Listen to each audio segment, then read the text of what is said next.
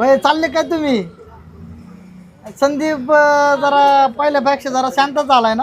शांतच आहे ते पहिल्यापासून. आता मी जसं लग्न झाले तसं त्यांच्याकडे बघते, शांत स्वभावाचे आहेत, प्रेमळ समजूतदार स्वभाव आहे.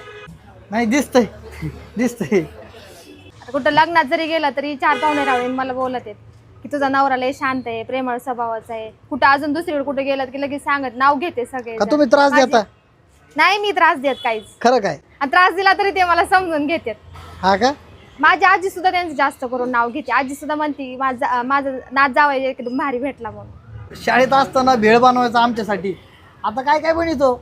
आता काही बनवून देते, भाकरी बनवून देते, मस्त चपाती सुद्धा लाटते ते एकदम भारी, माहिती का? आणि तुम्ही काय खरंच करता? नाही, लय भारी. भाजी सुद्धा 1 नंबर बनवते ते. मग वहिनी तुम्ही काय करता? मी पण करू लागते त्यांना. तुम्ही मदत करता? हा हा हा. हाय हाय हाय. ते पण मला सगळं करू लागते, सगळं घर कामात सगळी मदत करू लागते मला. खरं यांच्यासारखा नवरा भेटणारच नाही मला. चांगलंय चांगलंय. आणि दारू? दारू नाही पित, व्यसन नाही कसलं माझ्या नवऱ्याला. खरंच नाही नाही. तंबाखू सुद्धा ते तंबाखू आणि सुपारी त्याचं नाव सुद्धा नाही काढत. आणि एकदा तंबाखू जर खाल्ली त्यांनी उलटीच काढली होती, मला ते सुद्धा आठवतंय आज. ते शाळेत असताना त्याचे जरा विषय होते माहिती का तुम्हाला, लपडे? नाही तसला काही नाही, लपड्याचा तर विषयच नाही. नाही खरंच लय भारी स्वभाव, शांत समजूतदार स्वभाव.